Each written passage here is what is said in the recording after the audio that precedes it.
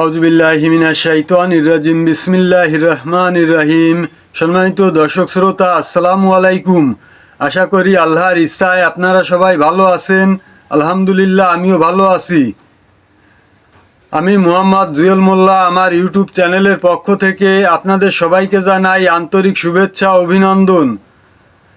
আজ আমি আপনাদের সামনে একটা অত্যন্ত মূল্যবান এবং গুরুত্বপূর্ণ আলোচনা নিয়ে উপস্থিত হয়েছি।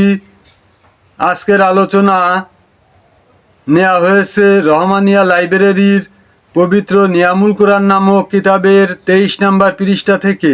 আজকের আলোচনা আমরা সবাই জানি, মহান আল্লাহ তাআলার 99টি নাম রয়েছে।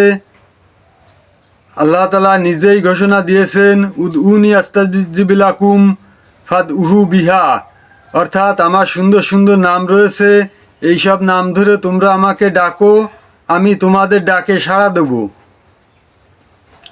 অর্থাৎ আল্লাহ তাআলা নিজেই যখন বলেছেন, ইহার কার্যকারিতায় আমাদের কোনো সন্দেহ নাই।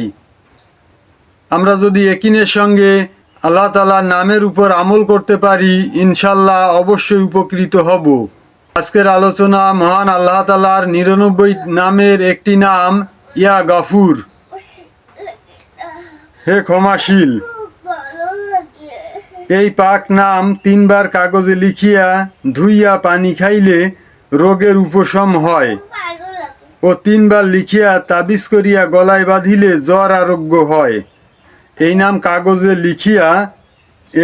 3 বার কাগজে লিখিয়া ধুইয়া পানি খাইলে রোগের উপশম হয়।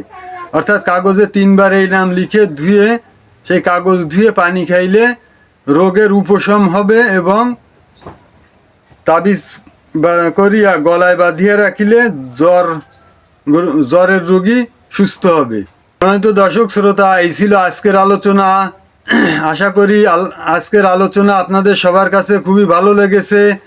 এই ধরনের আলোচনা নিত্য নতুন সবসময় পেতে আমার চ্যানেলটাকে সাবস্ক্রাইব করবেন এবং বেশি বেশি শেয়ার করে আত্মীয় বন্ধুবান্ধবদের মাঝে ছড়িয়ে দেওয়ার অনুরোধ করছি, যাতে সবাই দেখার সুযোগ পায়।